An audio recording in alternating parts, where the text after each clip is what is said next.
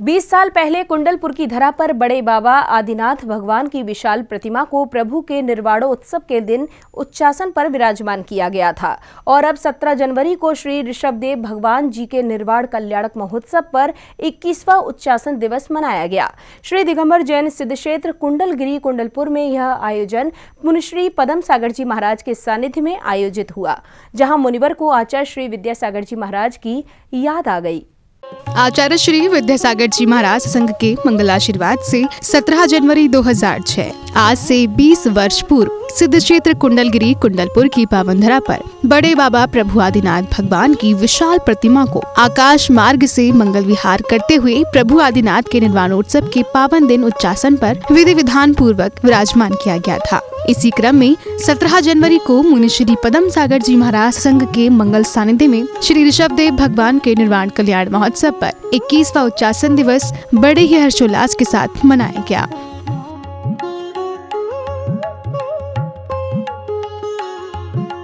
ये महोत्सव श्री दिगंबर जैन सिद्ध क्षेत्र कुंडलगिरी कुंडलपुर में बड़े बाबा प्रभु आदिनाथ के चरणों में हजारों भक्तों की गरिमामय उपस्थिति में संपन्न हुआ। इस अवसर पर सर्वप्रथम भक्तों ने केसरिया वस्त्र धारण कर प्रभु आदिनाथ की प्रतिमा का स्वर्ण कलशों से अभिषेक किया।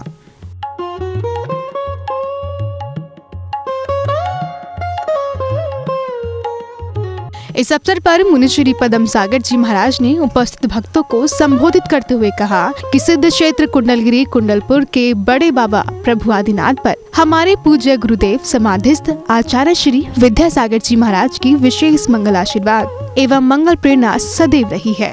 बंधुओं, ये सौभाग्य हर किसी व्यक्ति को नहीं मिलता और ये जो सौभाग्य मिला है इसी भाव का नहीं है।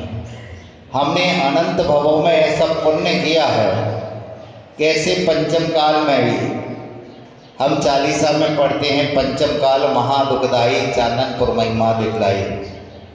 लेकिन ऐसे पंचम काल में चतुर्थ काल जैसा माहौल जहाँ बना हो जिसकी कृपा से, जिसके आशीर्वाद से, और वह आशीर्वाद और कृपा हमारे पूज्य गुरुदेव आचार्य श्री विद्यासागर जी महाराज की है। कई शास्त्रों में ऐसी घटनाएं मिलती हैं कि पंचम काल में ऐसा होना है, ऐसा होना है, लेकिन जहाँ साक्षात तीर्थंकर स्वरूप आचार्य विद्यासागर जी ने जन्म लिया हो और मुनि बन करके आचार्य पद को धारण करके नगर नगर और शहर शहर और गांव गांव में जाकर के जो धर्म की प्रभावना की है वो वास्तव में चतुर्थकालीन जैसी है। अपनी साधना, अपने ज्ञान, अपने तप और आराधना के माध्यम से उन्होंने इस पंचम काल में भी दिखा दिया कि वास्तव में जो आज लोगों की धारणा थी कि पंचम काल में सच्चे मुनि नहीं होते हैं, द्रव्यलिंगी मुनि महाराज होते हैं, लेकिन आचार्य श्री ने अपनी साधना के माध्यम से कह दिया नहीं, इस पंचम काल में भी जहाँ 2500 वर्ष निकला है उसके बाद में भी भावलिंगी मुनि महाराज, और यहाँ पंचम काल के 2500 वर्ष निकलने के बाद क्या पंचम काल के अंतिम समय तक वीरांगज नाम के जो भावलिंगी मुनि महाराज अधिगामी होंगे, ऐसे उन्होंने घोषणा की।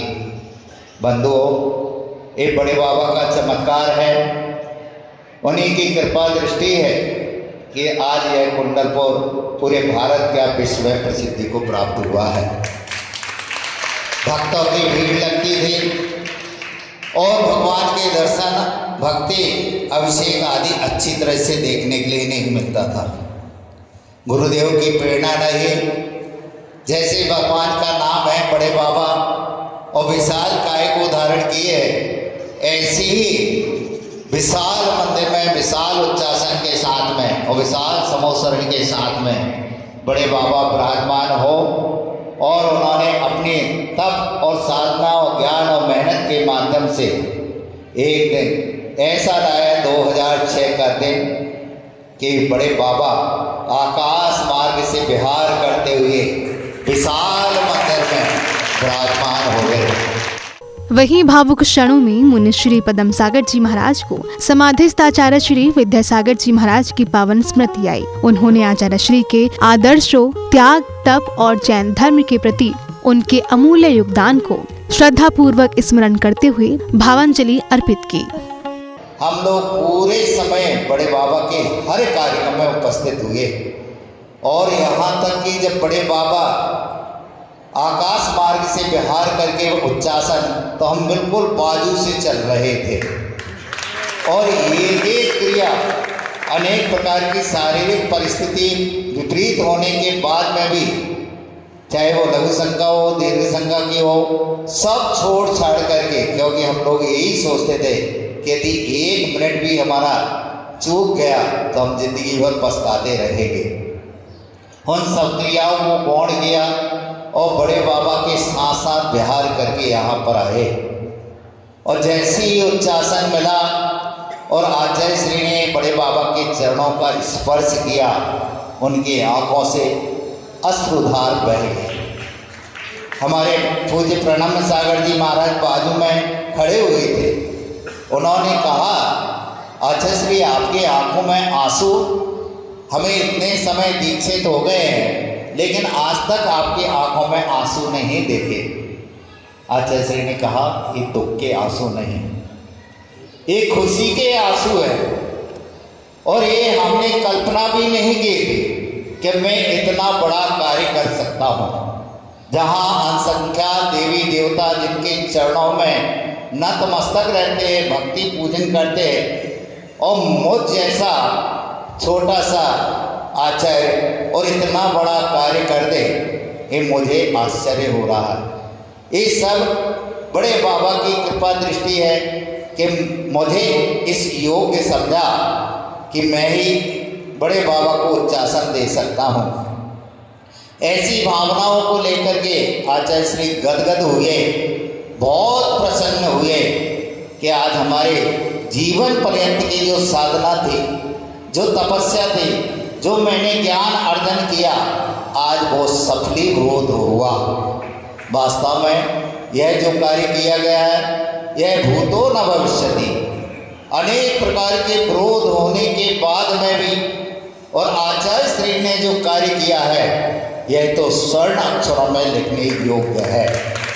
इस दौरान बड़े बाबा प्रभु आदिनाथ के मोक्ष कल्याणक महोत्सव में भक्तों का सैलाब उमड़ पड़ा। जैन फोकस के लिए दमोह मध्य प्रदेश से जय कुमार जैन, जलज की रिपोर्ट।